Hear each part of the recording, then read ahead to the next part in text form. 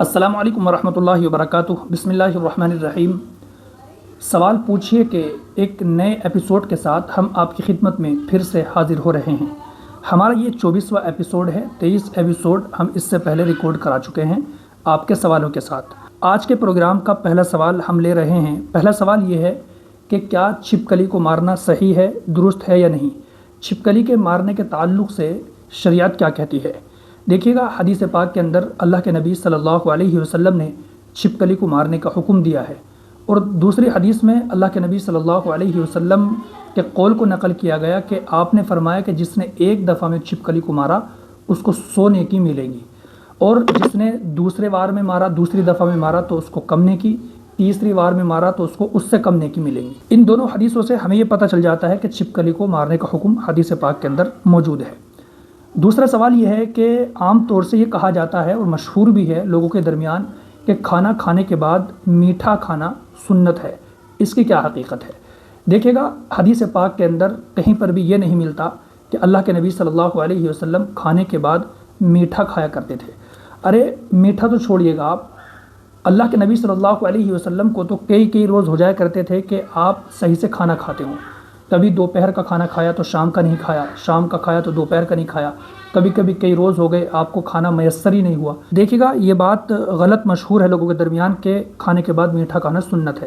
ہاں، اتنی بات حدیث پاک کے اندر ملتی ہے کہ اللہ کے نبی صلی اللہ علیہ وسلم میٹھا کھانا پسند کیا کرتے تھے، یعنی میٹھا اللہ کے نبی کو پسند تھا، یہ ہے۔ لیکن کھانا کھانے کے بعد میٹھا سنت ہو یا کھانا کھانے کے بعد اللہ کے نبی نے میٹھا کھانے کا حکم دیا ہو، ایسا کہیں نہیں ملتا۔ تیسرا سوال یہ ہے کہ کیا زوال کے وقت قرآن کریم پڑھنا منع ہے؟ ہم دیکھتے ہیں کہ بہت سی عورتیں، بہت سے لوگ جب 12 بج جاتے ہیں تو وہ قرآن کریم رکھ دیتے ہیں، رک جاتے ہیں پڑھنے سے، یا لوگوں کو منع کرتے ہیں۔ دیکھیے گا کہ زوال کے وقت نماز پڑھنا تو منع ہے، لیکن قرآن کریم پڑھنا منع نہیں ہے۔ آپ 24 گھنٹے میں کسی بھی وقت قرآن کریم پڑھ سکتے ہیں، قرآن کریم پڑھنے کا کوئی ممنوع وقت نہیں ہے۔ اسی طریقے سے اس سے جڑا ہوا ایک سوال یہ بھی ہے کہ بہت سے لوگ یہ کہتے ہیں کہ رات میں 12 بجے قرآن مت پڑھو یا رات میں نماز مت پڑھو 12 بجے۔ وہ قیاس کرتے ہیں دن کے 12 بجے پر، وہ قیاس کرتے ہیں دن کے 12 بجے کا جو وقت ہوتا ہے زوال کا، اس پر، حالانکہ یہ غلط ہے۔ زوال کا وقت دن میں ہوتا ہے، رات میں نہیں ہوتا۔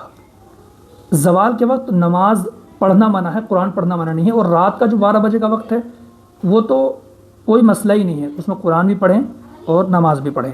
اگلا سوال یہ ہے کہ جو لوگ قربانی کے ایام میں قربانی نہیں کر پائے، حالانکہ ان پر قربانی واجب تھی، کسی مصروفیت کی وجہ سے، کسی عذر کی وجہ سے، مجبوری کی وجہ سے، تو اب وہ کیا کریں؟ کیا قربانی ان پر معاف ہو گئی؟ دیکھیے گا، قربانی معاف نہیں ہوئی ہے، ان کو اس قربانی کی قضا کرنی پڑے گی۔ قضا کا طریقہ یہ ہوگا کہ ان کو ایک بڑے جانور کے حصے کی قیمت یا ایک اوسط درجے کے بکرے کی قیمت صدقہ کرنی ہوگی، اور ان لوگوں کو دینی ہوگی جو زکوٰۃ کے مستحق ہوتے ہیں، جو غریب اور مسکین لوگ ہوتے ہیں۔ تو اس طریقے سے ہم قربانی کے پیسوں کو صدقہ کریں گے، قربانی معاف نہیں ہوگی، اور قربانی ذمے سے ساقط نہیں ہوئی ہے ہمارے، وہ ابھی ہمارے ذمے ہے، اس کو اس طریقے سے ہم ادا کریں۔ اگلا سوال یہ ہے کہ کیا زیر ناف بال یا انڈر آرم بال، جو ہم بغل کے بال صاف کرتے ہیں اور زیر ناف بال صاف کرتے ہیں، ان کو صاف کرنے کے بعد غسل کرنا ضروری ہے یا نہیں؟ دیکھیے گا کہ زیر ناف بال کا صاف کرنا یہ ان چیزوں میں سے نہیں ہے جن کی وجہ سے انسان ناپاک ہوتا ہے، ناپاک کرنے والی چیز نہیں ہے یہ، تو اس لیے زیر ناف بال صاف کرنے کے بعد، انڈر آرم بال صاف کرنے کے بعد غسل واجب نہیں ہوتا ہے، اور نہ نہانا ضروری ہے۔ اگر کوئی چاہے تو نہا سکتا ہے، اس کی خود کی مرضی ہے۔ اگلا سوال یہ ہے کہ برسات میں جب ہم کہیں جاتے ہیں تو ہمارے کپڑوں پر عام طور سے کیچڑ لگ جاتی ہے، تو کیا اس کیچڑ کے لگنے سے کپڑے ناپاک ہو جاتے ہیں اور ہمیں نماز پڑھنا ان کیچڑ کے کپڑوں کے ساتھ صحیح ہوگا یا نہیں ہوگا؟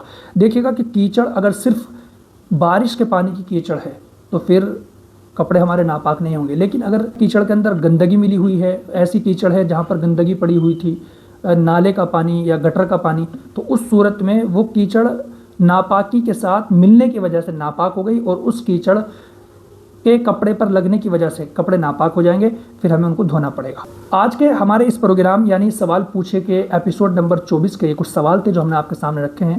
اگر آپ کے کچھ اور سوال ہوں تو آپ کمنٹ باکس میں کر سکتے ہیں۔